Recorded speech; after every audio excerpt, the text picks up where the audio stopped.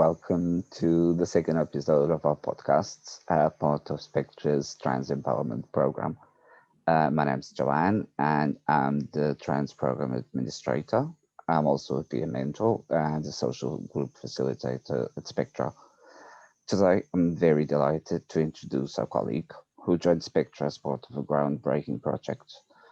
Ruth, first of all, welcome to our podcast, and thank you for joining us. Thank you. It's lovely to be here. Ruth, without further ado, in this episode, I would love to learn about you, delve a bit into your world, your personal journey so far, your visibility, and your activism, and subsequently your professional life and career, which led, of course, to you joining Spectra. And the work you do in the amazing project that's the Trans Learning Partnership. So who is Ruth?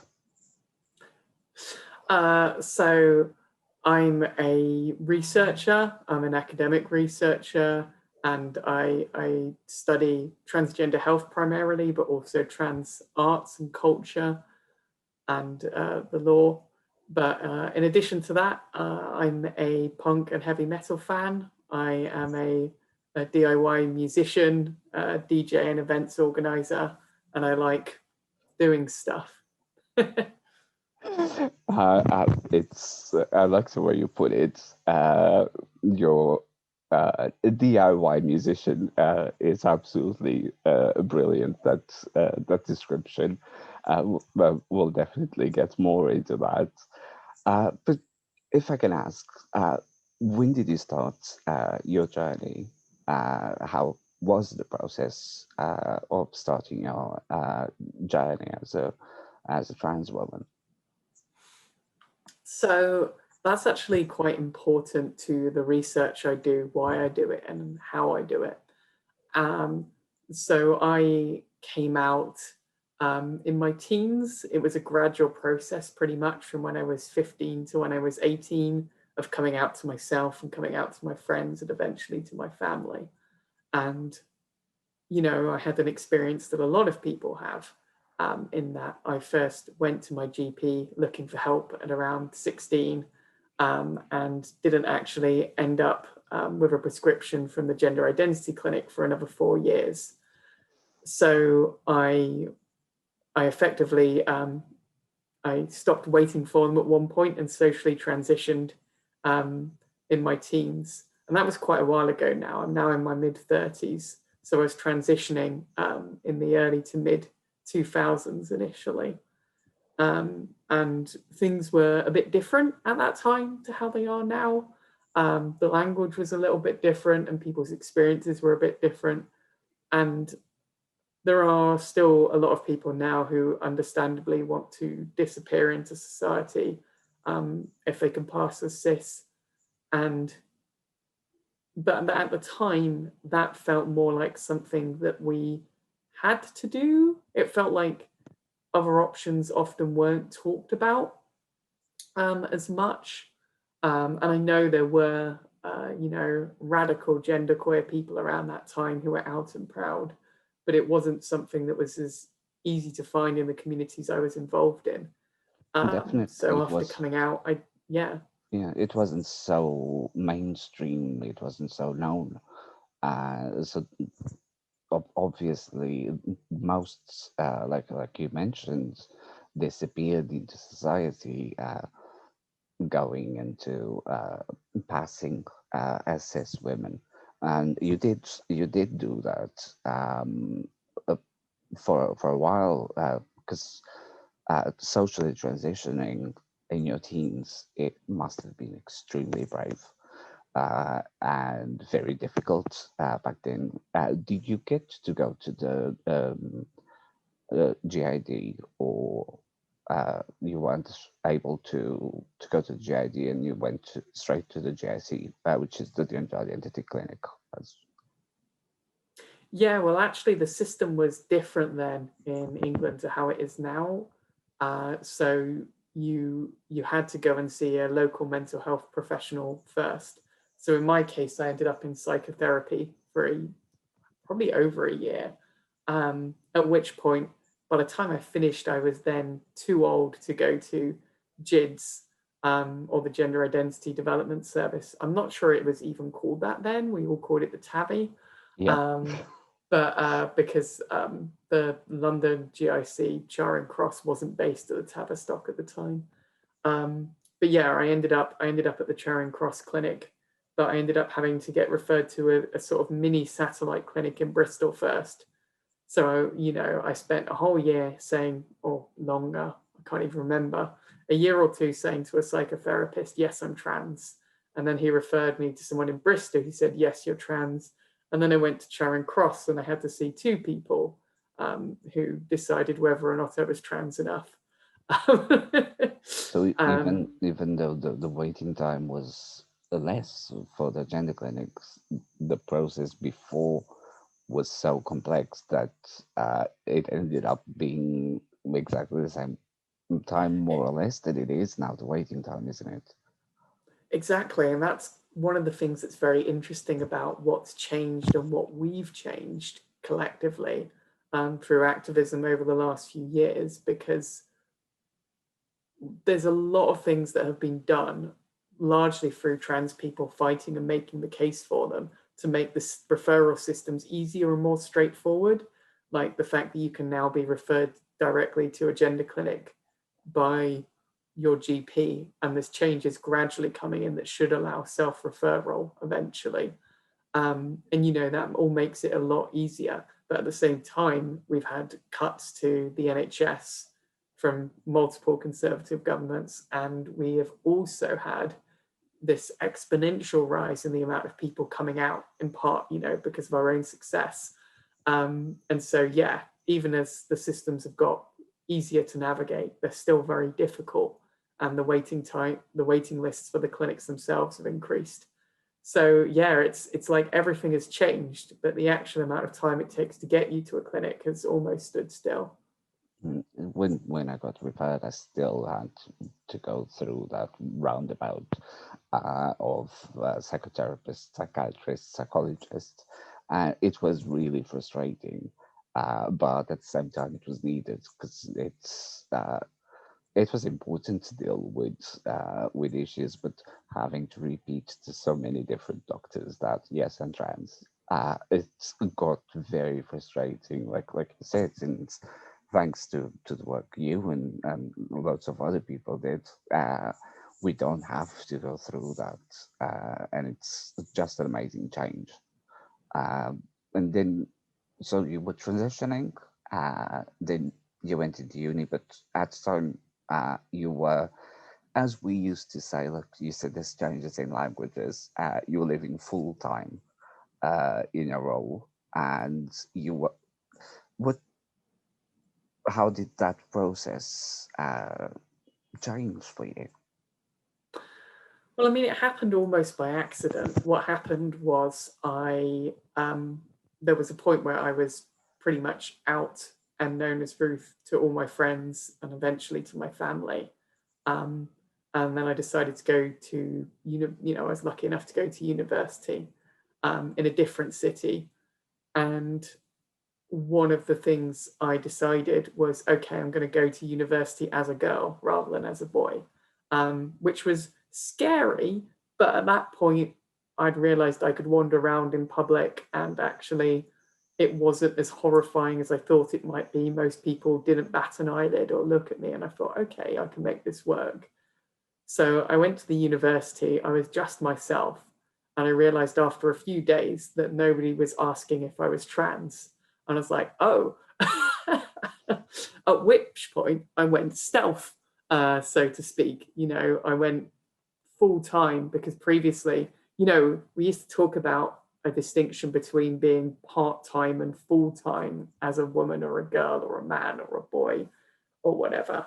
I'm kind of glad we've lost that language because it doesn't map onto a lot of people's experiences. Like, it doesn't make any sense for non-binary people. Like, what does it mean to be full-time non-binary?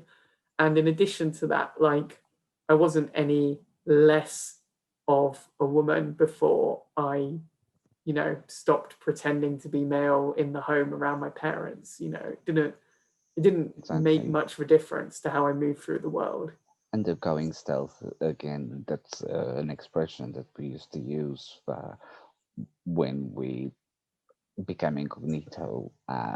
We were just passing as cis women, and that going stealth for non-binary people, that it's a language that would not also translate.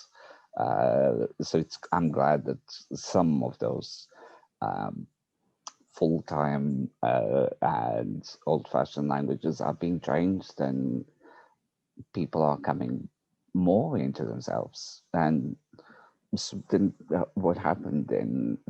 Did you carry on throughout university like that? Yeah. So, I mean, I was doing my undergraduate degree for 3 years in philosophy because I thought I could go and try and understand myself better by studying philosophy.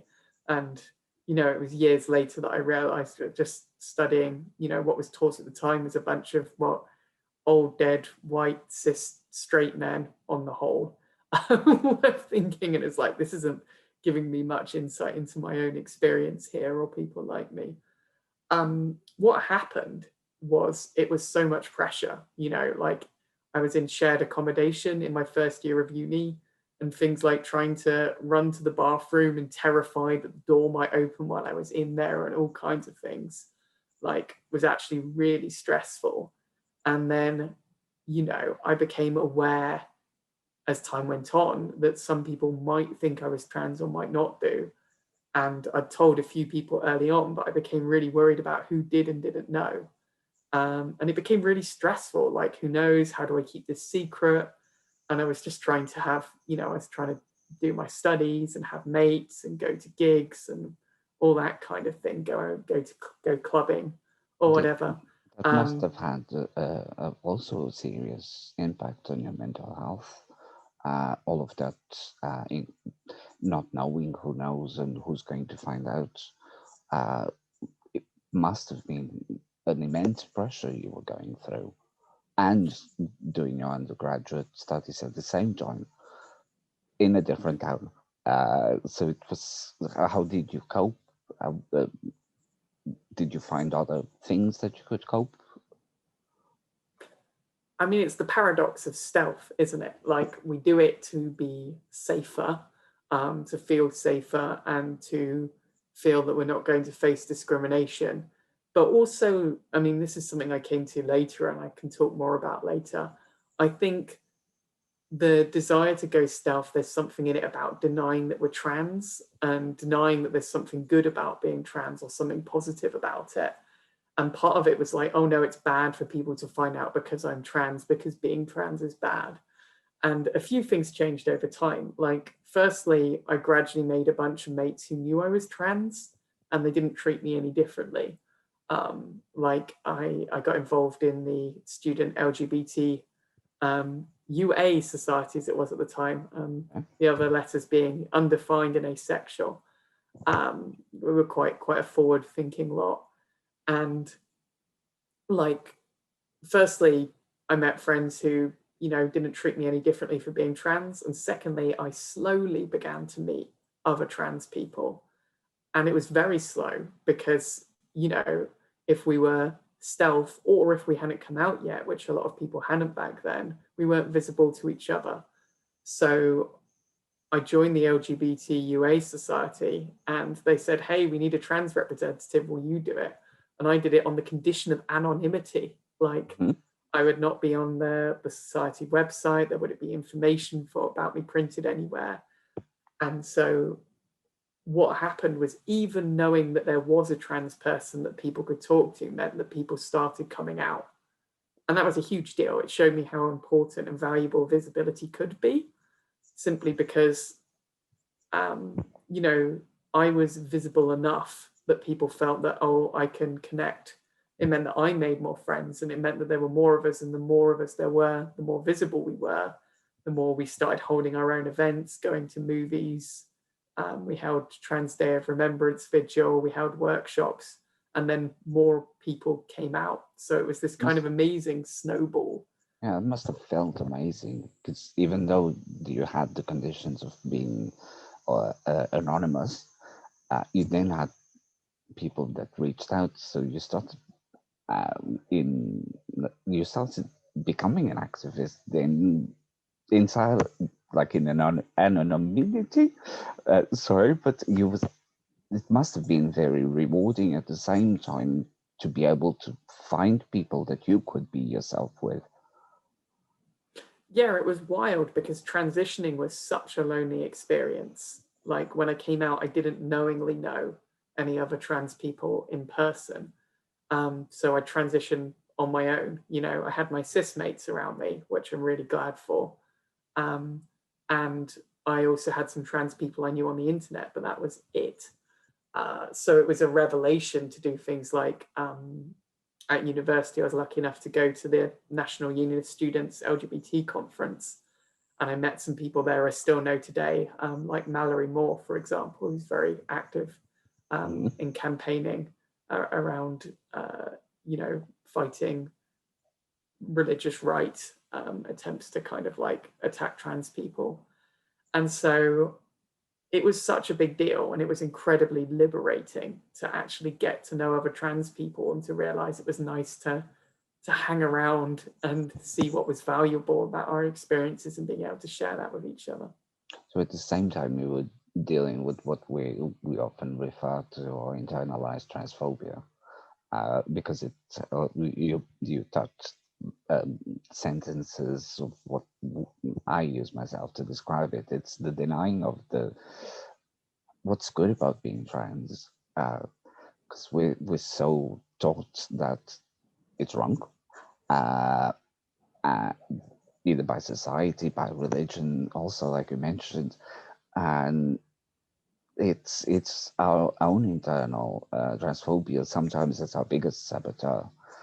So was it then you started then finding that there was benefits in being who we are? Yeah, and I mean, I think gradually over time, I was more at ease with myself, and I had more trans mates, and I could see the positive side of that. And also, I was really stressed from who knows, who doesn't know. So what happened was at the end of my third year, I just came out to all my friends. Well, came out is the wrong word. And that's the interesting thing about going stealth, isn't it? Because it feels like we come out when we say I'm trans or I'm a woman or whatever. And actually, if you're already being your authentic self, but people don't know you're trans, it's a different kind of coming out. And I prefer to call it disclosure, I suppose. So I It's yeah, disclosed that I was trans to a lot coming of out. my mates. And it turned out everyone, most but not all of the people who'd met me in my first year of university had known I was trans but hadn't said anything. And everyone who'd met me during the second and third year had absolutely no idea. And I was just Okay. like, this shows how artificial the whole thing is. Like, a bunch of people knew I was trans, didn't treat me any differently. And a bunch of people didn't know I was trans and treated me the same and were very welcoming when I came out and said, well, doesn't change anything about you. You know, as one of my mates said at the time, you know, it's all groovy. So Yeah, I like that, and it's also coming out. I understand the difference, because coming out normally is used in terms of sexuality, mm, and which is often then because confused that being trans has anything to do with sexuality. It can be related, of course, as we know, but it's a separate thing, and it's there's still so much confusion around that, and possibly you found difficulties around that. But did you have people questioning, oh, is it the same thing? Does it have to do with attraction, or you didn't have those questions? I had that a lot when I was in school. Fortunately, not by the time that I disclosed I was trans in university. And so before I came out, some of my friends and even my mum was asking, you know, are you gay? Which now I would say yes, you know, but but that wasn't really what they were asking. What they were asking is, are you attracted to boys as a boy? To which the answer was definitely not. Now I would say I'm attracted to everybody as a woman, and I believe in the idea of a gay umbrella, gay in the kind of 1970s sense. Um, Yes, as in happy. Uh, yes, definitely. it was the same thing with me. It's when I first came out, I didn't disclose my gender because it was very difficult growing up in a Catholic country in Portugal. So I first dealt with telling my friends I was attracted to men. And back then I explained to them I'm attracted to men, and they questioned, so you're telling me you're gay? And I was like, no, I'm actually telling you I'm attracted to men. They're like, is it that an autism thing with words? And I said, yeah, let's put it that way, because I wasn't strong enough living the late 90s, early 2000s. I was not comfortable with disclosing I was a woman. That only came 10 years later. And it was, I can understand and relate completely. It's a different experience, and we still get those questions, unfortunately, that which I'm quite comfortable with. Like you said, I'm a woman and I'm attracted to everyone, regardless. Uh, Tell me more about then your undergraduate in psychology. That didn't seem So my undergraduate was actually in philosophy. philosophy. Sorry. Yeah, Yes. no. And it was, I learned a lot of skills I still have. A lot of it was about critical thinking, or about learning to study, how to question arguments or make rational arguments or construct things logically. But a lot of it was really abstract, which is actually why I went on to do the things I did. It was almost a reaction to that, because after I finished university, I spent a year unemployed and wondering what to do with myself and finding it difficult to recover from surgery. But after that, during that time, I started thinking about what I wanted to do next. And part of that, I thought, okay, I would like to do something practical with some of this academic knowledge I've got. And at the same time, I've been getting into activism, and that had been quite gradual throughout my undergraduate years. But it also, while I was unemployed and on benefits, I was spending an increasing amount of time getting involved in activism as something good for me, productive to do. And I just did stuff like going to meetings. Like, at the time, the government was beginning to hold consultations on what would become the Equality Act, and I was on a trans forum, and Mm-hmm. someone said, "Oh, they're holding a meeting, in the next city over. Does anyone else want to go?" And I was like, "I'll go and I'll meet you there." And so I just started. Sometimes you can get into activism by just starting to go to stuff, meet people who's there, make friends, talk to each other. And so through that, I started seeing that whenever we stood up and said trans people need to be fully included in this new Equality Act, and it needs to be all trans people, it shouldn't just be trans men and women who've had medical interventions. It should be all trans people, wherever they are on that journey, whatever the journey looks like, medical or non-medical, like woman, man, or non-binary. Except we weren't using the word non-binary at the time either. Yes. It And was but- genderqueer and agender. and for a while there was a lot of gender policing even within the trans community. It was like either you're just navigating the healthcare system or you're not trans enough. And I'm really glad that the language has changed and the understanding is also beginning to shift, and all trans people are sorry, all trans people are now included in a different manner and accepted. And so that's what was the work you were doing with the Equality Act, and that's amazing. Um, did uh, Tell me more about that? It's Yeah, fascinating. I mean, in a sense, like, It's an interest. I mean, I would say a lot of trans communities are still very exclusionary in a way I find frustrating. But it was it was the community I was lucky enough to grow up in, and I knew that wasn't everybody's experience at the time. But when I first came out, I find it really, I found it hard to accept myself. I was like, am I enough? Am I trans? The old "am I trans enough" question. And I was there being like, am I enough of a girl? What does it mean I still like wearing jeans and t-shirts and listening to Black Sabbath or whatever? What does that mean?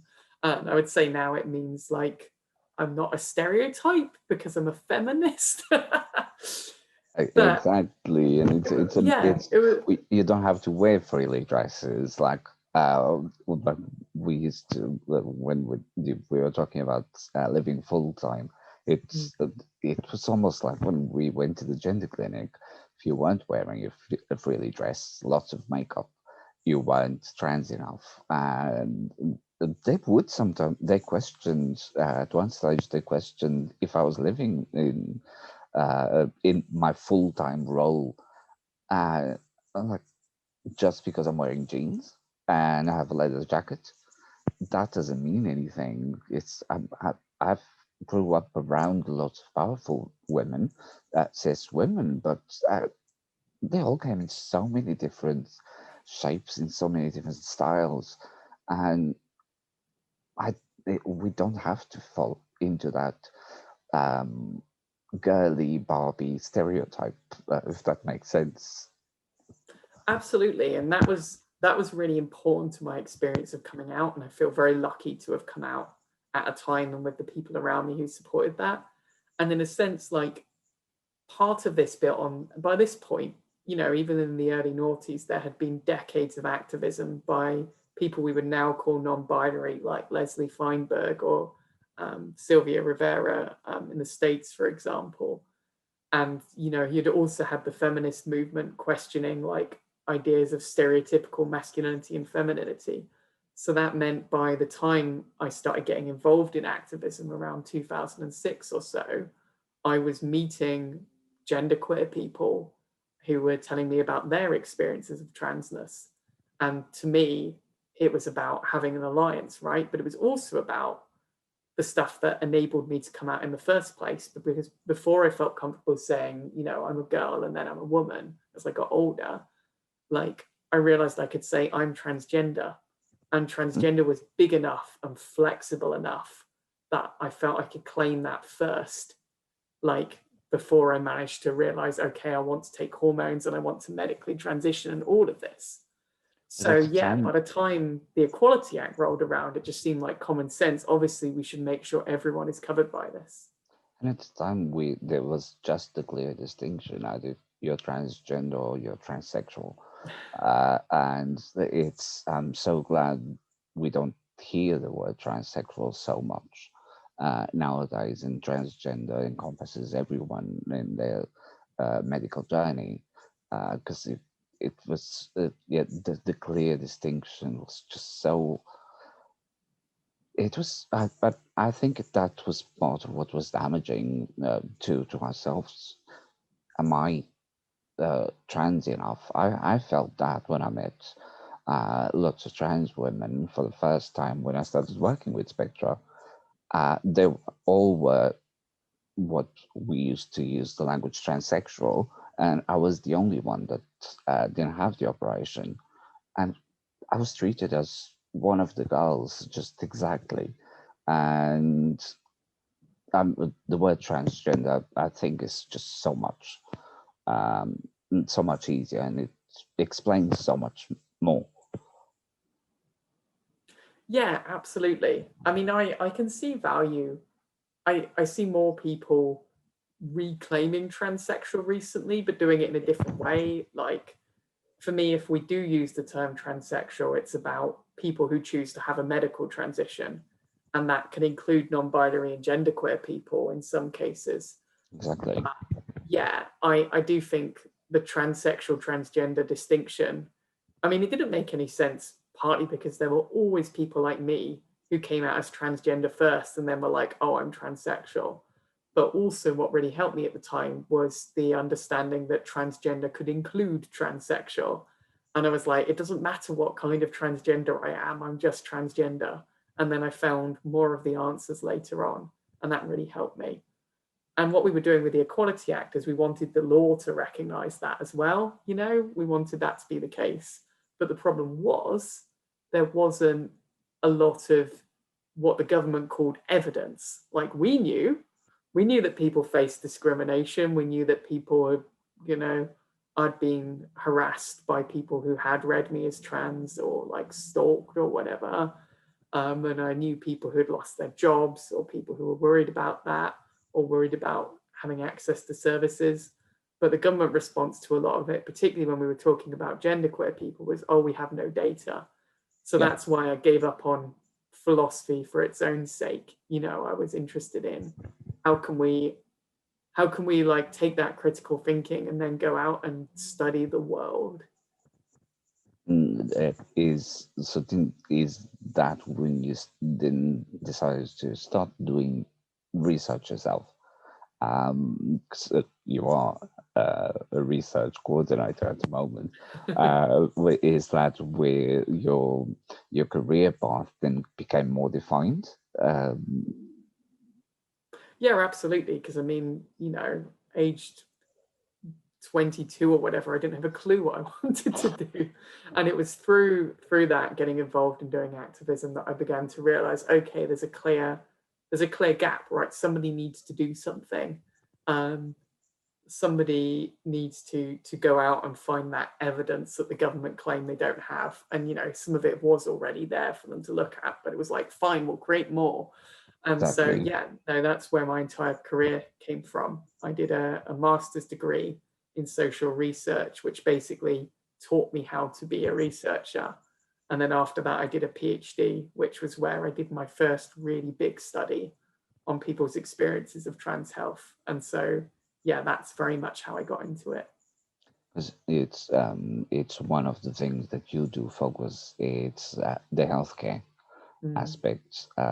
Because I know there's lots of people doing research in the laws in the Gender Recognition Act, but sometimes the healthcare part gets left out. But that's where you do come in.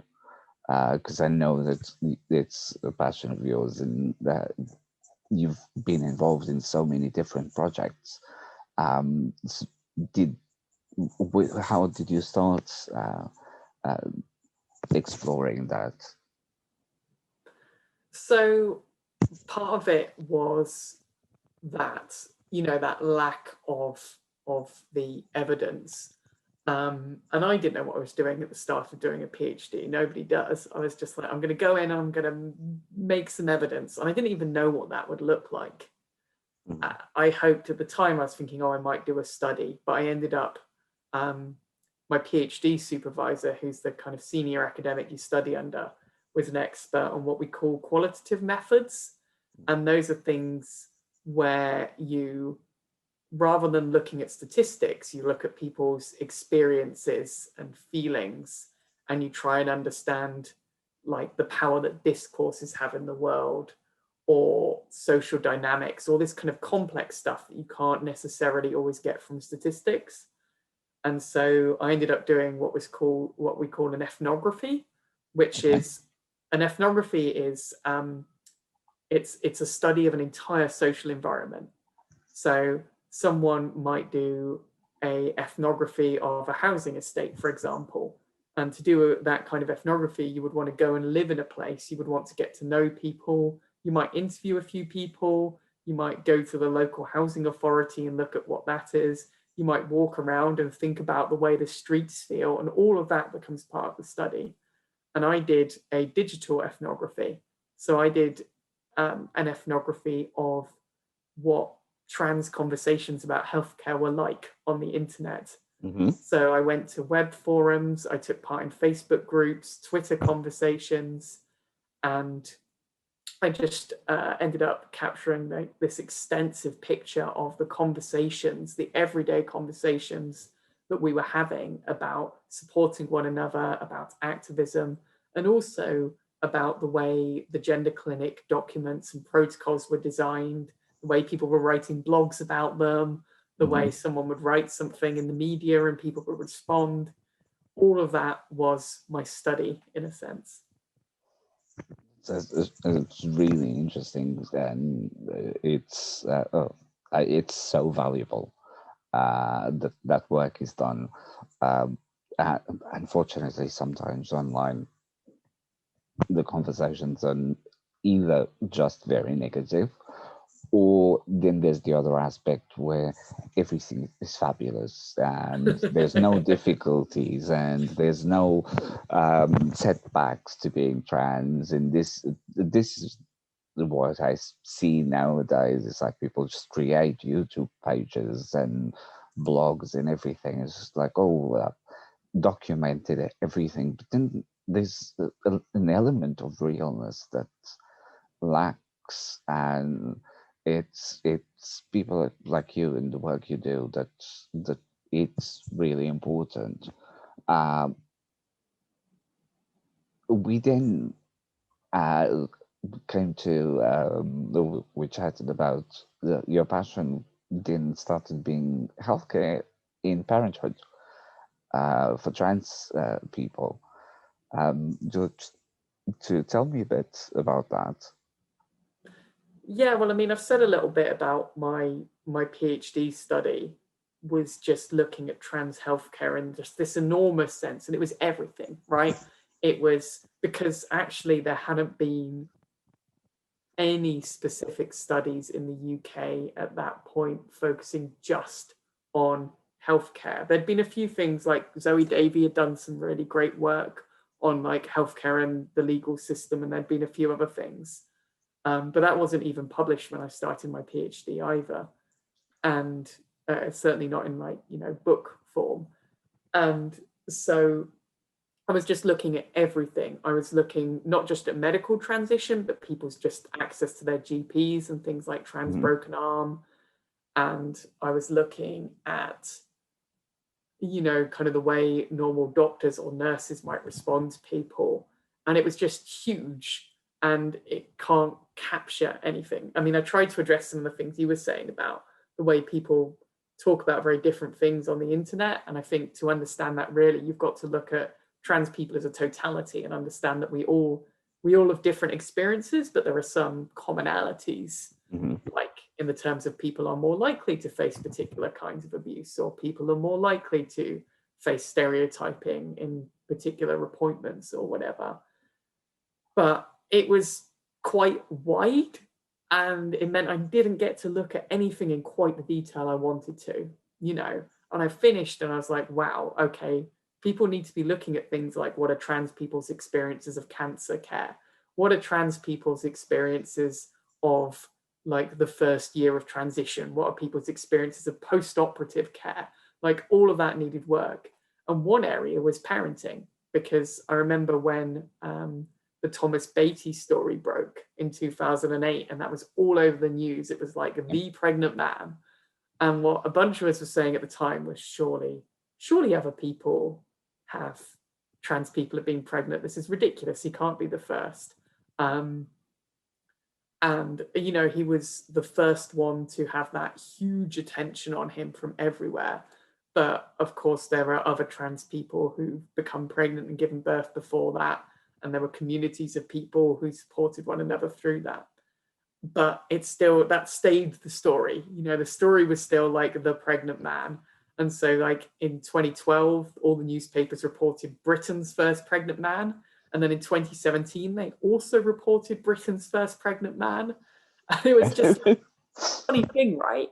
Because you keep telling that story again and again, the pregnant man, it becomes this exceptional, weird, or strange thing. And that makes it harder for the fact that there are loads of trans people, like trans women and non-binary people as well, starting families. And so I Exactly. got this opportunity to do a job at the University of Leeds on a project that was all about trans parenthood and especially pregnancy. And I was like, great, I get to, rather than just look at everything in a really broad way, I get to focus on one topic in detail. And so that was how I got into that. And it was a really exciting study, and we met lots of amazing parents and babies and dogs. It's really amazing. We encounter that topic so many times at the social groups, and where there's fertility preservation, and that with the peer mentoring, I've helped people research what clinics to get to, trans Mm. women, non-binary, and trans men, and the access that the GPs give to it, and how much funding also has been cut, unfortunately. And but it's a work that it's so much more accepted now because of work like what you did, and it's amazing. And but then back in 2019, uh, Spectra uh, managed to, together with the City Bridge Trust, we announced that we were going to start a dynamic partnership, the Trans Learning Partnership, together with the other charities. And then that's where you come in also. Uh, would you tell us a little bit about the Trans Learning Partnership, what it is and what it entails? Yeah, absolutely. So, in a sense, the Trans Learning Partnership is trying to do the work I've been trying to do all along, which is how I ended up working here. And it's a collaboration between four charities as well as Spectra. The other charities involved are Gendered Intelligence, LGBT Foundation, and Mermaids. So they all provide different kinds of services to trans people. Most of them provide things like social groups, counseling. Some of them provide helplines, for example. Many provide mentoring or advocacy. And so there's a lot of shared experiences and interests, but often, sometimes serving people in slightly different parts of the country. Some are more focused on older or younger trans people. And so those charities decided to collaborate. Also, they brought in a couple of academics from the Mhm. University of Nottingham and from Goldsmiths as external collaborators. And there were a number of community representatives, just ordinary trans people who access the services in these organizations, are part of the steering group for the partnership. So they run it. And Mhm. so all of these people are collectively running it. And my role has been to hold it all together, communicate with everybody, apply for research funding, and also to do some research. And so we've got some of that underway at the moment, which is very exciting. We've got a few buns in the oven, so to speak. Hopefully, we'll get more money to do more research in the future. But we've been doing things like we got some funding from NHS England to follow up some of the work on pregnancy and childbirth.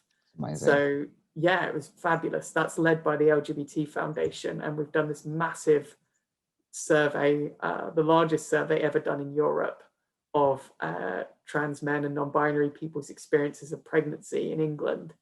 And that's quite exciting as well, because that's a combination of, we do have statistical data from that, and we've got qualitative data about experiences and feelings and thoughts that people have. And so I've done some support work around that. And we're also doing a massive survey. I'm hoping people watching this in Spectra might get an opportunity to do it soon. But we're doing a survey of service users in all four of the organizations. And what we're trying to do is look at, who is accessing the services? Like, what are your experiences? What does it feel like? What do you feel has gone well? What do you feel hasn't gone well? And in this way, we feel we can actually do, for the first time, a cross comparison between the organizations. We can say, who are we serving? Who do we need to serve better? And so that's a really exciting collaborative project, because it's been me and a group of other trans people, largely with support from some of our cis colleagues. We've been designing the survey in order to count ourselves. Because, so often we've talked about the clinics, and you've talked about that kind of cis gaze you've got from Yes. sometimes the clinicians looking at you and saying, are you trans enough? And we're like, well, what happens if we create that knowledge ourselves? And so I'm hoping going forward, we're going to have a lot more stuff like this, the kind of research by us and for us that trans people can get involved in. It is amazing, and it fits in so well with the trans empowerment program. We're halfway through. We're at the end of the second year. It's been an amazing project, and we represent people of all ages, trans male, trans female, non-binary, uh, that pursue medical transition, that don't pursue medical transition. And the mentoring reflects so much of that, and the social groups also. We go from ages 18 to 73, and you wouldn't think that would work, but COVID in a way created this amazing group of people that come together. And I know that one of the projects that's also going to be starting soon will be then an advocacy project. Mm. Um, do you have a bit more you can tell us about that? Well, I've not been involved in putting the advocacy project together, but I have seen some of it. And what that's going to be is there's going to be some people working full time to support trans people who need help with, if they're going to see their GP and they don't know what information they need, if they're having trouble at the gender clinic and they need to provide more information, if they're having issues accessing healthcare because of immigration controls, for example, Yeah, and they need help with navigating the legal system. So that's the kind of thing the advocacy program is going to be doing, I believe. And as a researcher, I'm really interested in supporting all of this. I said earlier, we went to the government and we said, you need to be doing better with the equality law. And they said, where's the evidence? And the thing is, if you've got researchers working with things like the mentoring program and the advocacy program, what we can do is we can say, okay, what's working well? What isn't working well? What can we improve? And we can get the data, which means we can go to funders and say, this is working really well. We need more money so we can pay people, because people should be paid to carry on doing this work to support one another. And and yeah. it's amazing. It's and like the survey that you also mentioned, and the collaboration with the charities. It's so good that everyone's working together and creating an inclusive uh, community. And then, like you said, we can have the research, and if they want the data, here we are. That's why it's so important, and it's important to pave the way for everyone else that comes after us. Because look, we did it alone. Uh, it was not easy at all, but we're here.